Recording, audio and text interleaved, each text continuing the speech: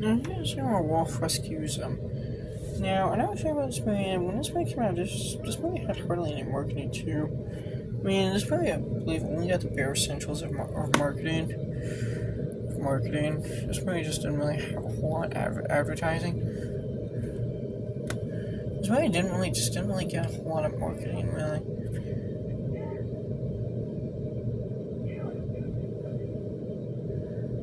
Now, besides the average marketing, now the marketing for this movie, I don't think this movie also got very big marketing too.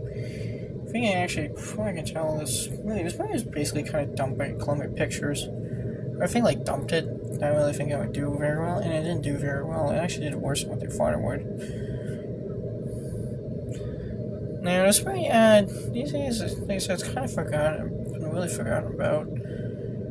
Now, here's the scene where Wolf sees this old guy, he's one of the pirates.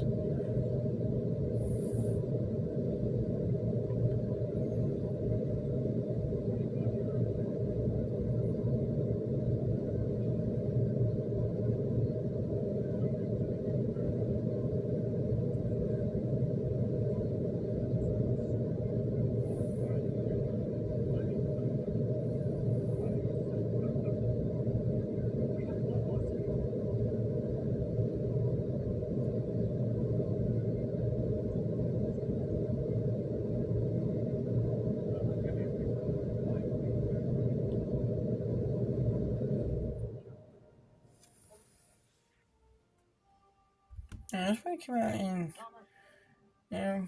basically, I never forgot this movie is that this movie was, of course, it was actually released in 3D. Now, it was released in in 3D, only in theaters though. For its home video release, I don't think it was ever. The only way to find this on 3D and home video is, I believe, an old VHS release from the 1980s. Otherwise, it's only been available in the 2D format since.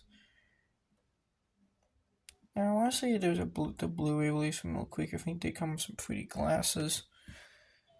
Now, 3D movies back in the 1980s were quite different from 3D movies nowadays. Now, 3D movies nowadays have IMAX too that actually enhances quality.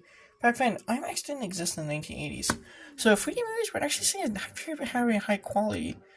Now this is kind of when 3D was making a big kind of comeback push in the 1980s. 3D actually used to be kind of popular in the 50s, but it kind of ran out of steam, and then in the 1980s it came back with like a bunch of stream movies, like Jaws 3D, this being one of them.